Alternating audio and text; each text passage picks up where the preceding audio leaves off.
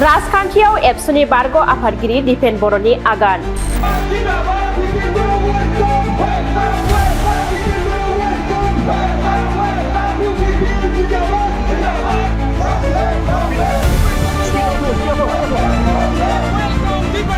दिनैनिफ्राय एबसुनि बारग' आफादगिरि दिपेन बर'आ राजखान्थि फोथाराव आगान होजेनबाय।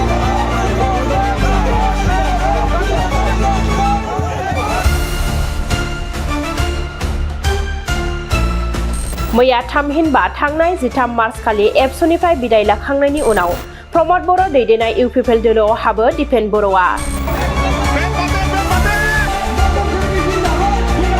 दिनै उदालगुरि टाउन दुर्गा मण्डपआव इउपिपिएल दोलोनि आफादगिरि प्रमद बर'जों लोगोसे गोबां दैदेनगिरिफोरनि नुजाथिनायाव इउपिपिएल दोलोआव हाबो दिपेन बर'आ। मख'नो गोनांदि 25 बोसोर गोलाव सम एबसुआव थानानै हारिनि थाखाय खामानि मावदों दिपेन बर' बिथाङा।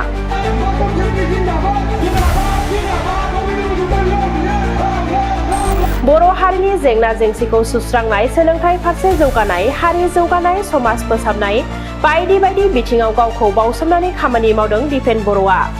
दिनै दिपेन बर' बिथांखौ इउपिपिएल दोलोआव मोननो हानानै दोलोनि दैदेनगिरिफोरजों लोगोसे सोद्रोमाफोराबो गोजोननायखौ नुनो मोन्दों। फारसेथिं दिपेन बर' बिथाङाबो राजखान्थिनि जोहै रायजो राजाफोरनि थाखाय जौगानायनि खामानि मावनो बाथ्रा बुंदों। राजखान्थिनि गेजेरजों रायजो राजानि गोरिब गुन्द्रानि जौगानायनि खामानि मावनो आं दिनै राजखान्थियाव ओंखारदों होननानै रोखायै बुंथिदों दिपेन बर'आ। उदालगुरियाव मेडिकेल कलेज हस्पिटाल गायसननो, इउनिभार्सिटि गायसननो, इन्जिनियारिं कलेज गायसननो रायजो राजानो खोथा होदों दिपेन बर'आ। आसाम आरो बड'लेण्डनि गुबुन गुबुन जायगाया जेरै जौगादों बेबायदिनो उदालगुरि जिल्लायाबो जौगानांगौ होननानै रोखायै बुंथिदों दिपेन बर'आ। बे समाव इउपिपिएल दोलोआव हाबखांनायनि उनाव एबसुनि बारग' आफादगिरि दिपेन बर'आ रादाब बिजोंनि गेजेरजों मा बाथ्रा बुंथिदों आबुङै खोनासंदो। असम दुलाराय बर' फरायसा आफादनि हाबा मावनायनि उनाव मैया आङो दुलाराय बर' फरायसा आफादनिफ्राय बिदाय लाबाय आरो दिनै आङो बिटिआरनि मोनसे आनसलिक दल इउपिपिएल दोलोआव आङो जगदान जादों उदालगुरिनि बे टाउनाव। आरो बेखायनो आङो बे खोथाखौ स्पष्ट बुंनो नागिरो जे बर' हारिनि थांना थानाय आरो गुबुन गुबुन हारि माहारिनि जिखिनि जेंना जेंसि दङ, बर' गोजोन गोरोबथानि मोनफ्रोमबो दफाखौ आखरे आखरे मावनांगौ। लोगोसेनो गामि सोसननांगौ, 125 एमेन्डमेन्ट पास खालामनांगौ। जि खामानिखौ गणतान्त्रिक भाबै बायजोआव थानानै मावबाय बे खामानिखौ सिङाव थाना सिस्टेमाव थांनानै सरकारजों जुजिनानै गिबि मन्थ्रिजों रायज्लायनानै नारसिननानै बेखौ समाधान खालामनांगौ आंनि कर्तब्य। आरो बेखायनो बे कर्तब्यखौ आङो पालन खालामनो थाखाय, रायजोखौ सिबिनो थाखाय, समाजखौ सिबिनो थाखाय आरो राजनीतिक सामाजिक भाबै रायजो राजानि जौगानायनि खामानि मावनो, गोरिब गुन्द्रानि जौगानायनि खामानि मावनो थाखाय आं आवगायबोदों। रायजो राजाया बिसास लाखि, आं रायजो राजानि सायाव बिसास दङ आरो रायजो राजाखौ बिसासाव लानानै गोरिब गुन्द्रानि न'आव थांगोन, रायजो राजानि न'आव थांगोन, न'खर न'खर थांगोन।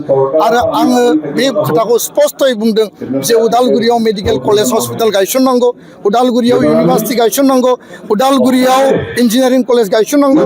बड'लेण्डनि गुबुन गुबुन जायगाया जेरै जौगादों, आसामनि गुबुन गुबुन जायगाया जौगादों, उदालगुरि जिल्लायाबो बड'लेण्डनिनो मोनसे एंगारहायै जिहेथु बे बाहागो। बेखायनो जौगानायनि आरो गोदान जोलै लाइमोनफोरखौ जुब शक्ति, गोदान शक्तिजों लाइमोननि शक्तिखौ, बिथांमोननि एमप्लयमेन्ट, बिथांमोननि एम्पावारमेन्टनि बाथ्रा, आइजोफोरनि जौगानाय, बिथांमोननि एम्पावारमेन्टनि बाथ्रा आरो समाजखौ गोदान मोनसे बाथ्राजों गोदान गति होनो थाखाय आङो समायखिरा लादों। रायजो राजाया आंनि सायाव बिसास लाखि आरो दिनैनि बे समाव मानगोनां प्रमद बर' बिथांखौ इउपिपिएलनि आफादगिरि आरो गोदानै राज्य सभानि सायख'जानाय बिजाथि बा देरहासारनाय मानगोनां बिथां आरो बारग' बिटिआरनि चिफ बिथांखौ आङो धन्यबाद होदों। लोगोसेनो उरखाव ब्रह्म, आथिखाल आसामनि केबिनेट मन्त्रि बिथांखौ धन्यबाद होदों आरो लोगोसेनो रोनगोरा नार्जारि, आथिखालाव राज्य सभानि एमपि, लोगोसेनो मानगोनां गबिन्द बसुमतारी, बारग' डेपुटि चिफ आरो उदालगुरि समस्तिनि मानगोनां एमएलए बिथांखौ आं धन्यबाद होदों।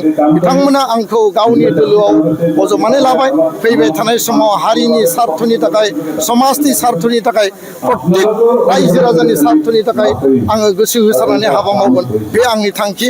बेयाव जाति, धर्म, भाषा बासियालासेनो बयनिबो थाखाय हाबा मावनाया आंनि थांखि। बेखिनिखौ गुबुन दोलोआव थाङालासेनो नोंथाङा दिनै इउपिपिएल मानि थाखाय जिहेतु गुबुन दोलोआनो हामबाय আমি দখল করে ব্রিটিশের 15 দিনের মধ্যে गुबुन दोलो जेखि थांखि लादों बे थार थांखि होननानै आं सानो आरो गोबां दोलो आंखौ हांख्रायदोंमोन आं बिथांमोननि जि प्रस्ताब बे सन्मान बेखौ आङो मान होदों मर्यादा होदों खिन्थु आङो गासैबो बिसार बिबेचना खालामनानै इउपिपि दलाव जोगदान खालामनायखौ आङो आजावनानै लादों आंहा गुबुन कुनु दलनि फारसे गाज्रि मोननाय रागा जोंनाय हामा मोननाय गैया बयखौबो दोलोखौनो आं सन्मान होयो नाथाय आदर्शगत भाबै आङो इउपिपिएल दोलोआव थानानै हारि सिबिनायनि थाखाय खोथा सानदों आरो हारि सिबिनायनि एकमात्र आंनि एजेन्डा थेंक इउ